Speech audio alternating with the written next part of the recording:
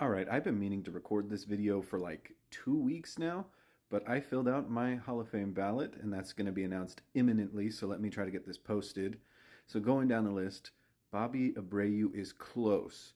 There are some years where I would pick him and I would consider it. He's a 60 WAR player, and I think his OPS plus is about 125, 2,500 hits. Like he better stay on the ballot for a while so we can just continue to discuss his candidacy, but I didn't pick him this year. Carlos Beltran, as much as I hate to say it, he is in. He deserves to be in.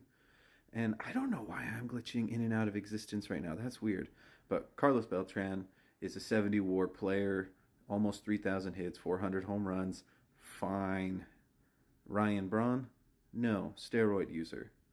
Mark Burley, I don't think he was ever truly like an ace's ace.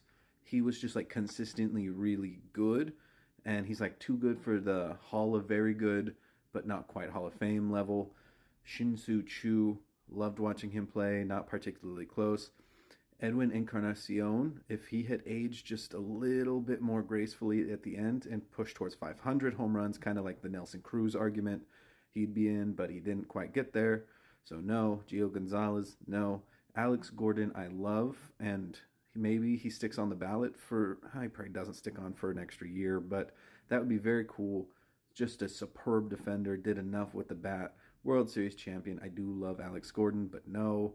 Cole Hamels is the only person, like he's the number one person on the list I regret not checking. I would love for him to stick around because players like him are going to become kind of what we're looking for in future Hall of Famers for pitchers. He's like a mid to high 50s WAR player, but he never won a Cy Young. But he was also a huge part of those Phillies teams that really ran the National League or were like constant contenders for a good 5-year stretch. I would love for him to stick around for a while and we can just continue to make the arguments for him. Then there is Felix Hernandez. There's obviously my Mariners bias, but he should have won 2 Cy Youngs. He did win 1, and there is an argument that he was the best pitcher in baseball or a top 3 pitcher in baseball for like a solid 7-year stretch. And it's just too bad his career was basic. He ran out of gas by 30, but he's a 50 WAR pitcher. It would have done him a lot of favors if Johan Santana had stuck around for more than a year. That was egregious that he was off the ballot so quickly. But Felix is in, and tracking looks really good. This is going to be a sustained conversation, and he could potentially get in the next couple of years. Sorry, I honestly have no clue why I'm glitching in and out of existence, so hopefully that is not ruining this video for you. I have to stay at this very particular angle in front of the window. And also, it is a wind chill of 1 degree in Brooklyn right now, which is why I have a beanie on inside. But anyway, back to Torrey Hunter was another close. He's a 50 WAR guy, great defender. Not quite 400 home runs. Torrey Hunter's a no. Andruw Jones should have been in by now. One of the best defensive center fielders of all time. 450 home runs, 10 gold gloves. Kind of in the Felix Hernandez vein. He was pretty much done in his early 30s. And he obviously still kept playing, but not at anywhere close to a Hall of Fame level. But he did enough in the first half of his career to get in. Matt Kemp, no. Howie Kendrick, no. Nick Markakis, no. But one of the sneakiest 2,400 hits right around there that you're ever going to have. Very good career. Daniel Murphy, no. Now, Dustin Pedroia, and at the bottom there, David Wright, I'm going to kind of put in the same category. They did enough. They were faces of baseball for 10 years. And I know injuries ruined the counting stats, but you cannot tell the history of baseball, especially during my childhood, which I started watching baseball really aggressively in 2006. I was 9 years old. Forgot how old I was for a second. You cannot. Dustin Pedroia won an MVP. He seems like a lock for the Hall of Fame if Manny Machado did not completely ruin his knee. He would have got the counting stats. Like, even if he was an average player for 3 or 4 more years, the counting stats, he'd be, I don't know, 23, 24, 2,500 hits. That would probably be enough. And same with David Wright, except I think he was more statistically excellent, but injuries hit him harder, and it feels like a little earlier. Like he was a shell for a lot longer. But David Wright should have been a Hall of Famer. 1,700 hits. He very, I think, minus that degenerative back issue, is a 400 home run guy. And he was literally the face of baseball when I started watching. So I think Dustin Pedroia and David Wright need to get into the Hall of Fame. It will take a while, but they're Hall of Famers to me. Hunter Pence, one of my favorite goofy little guys. No.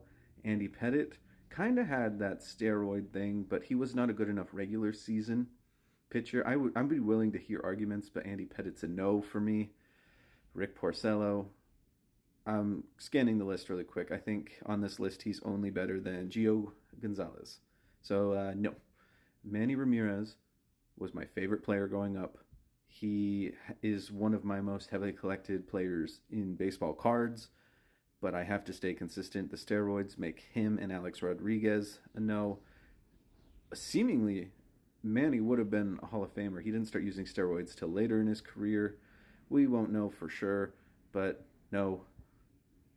Oh my god, this is my first mistake. I didn't mark K-Rod. Well, let me tell you, Francisco Rodriguez is supposed to be on my ballot, so that's my bad. Closers deserve more love for the Hall of Fame, and I would love to start here, over 400 saves, and he was so ridiculously dominant for a couple of years. He broke the single season saves record against the Mariners. I think he struck out Raul Ibanez. I remember that all the time. It's a constant thing that I think about, but K-Rod should be in. My bad for not marking that. Jimmy Rollins, he stuck around long enough to do the stat padding. And again, I think this is, I don't have any love for the Phillies. I'm not a Phillies fan.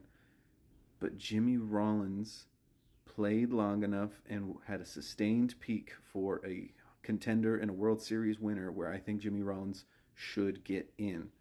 I know he's a shortstop, and it's hard to be a borderline shortstop. I mean, how long did it take Alan Trammell to get in? But Jimmy Rollins, I think, did enough to be elected to the Hall of Fame. Chase Utley was even better, and he's the advanced stats darling, and his counting stats look worse, but he did a little bit of everything. And his peak of almost 10 years, where he was just constantly this incredible player between 4 and I think 8 WAR at his peak. Chase Utley is a Hall of Fame second baseman, and there are not many Hall of Fame. It's it's an underrepresented position, and I think Chase Utley should be there as what a modern second baseman can do to get into the Hall of Fame. Omar Vizquel, I would have said 5 years ago, yes, no. I don't know if he was ever convicted of any crimes, but the alleged crimes that have been pretty confirmed, no.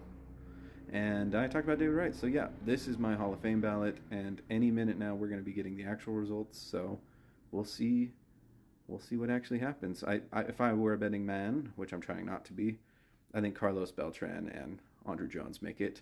But let me know what you think.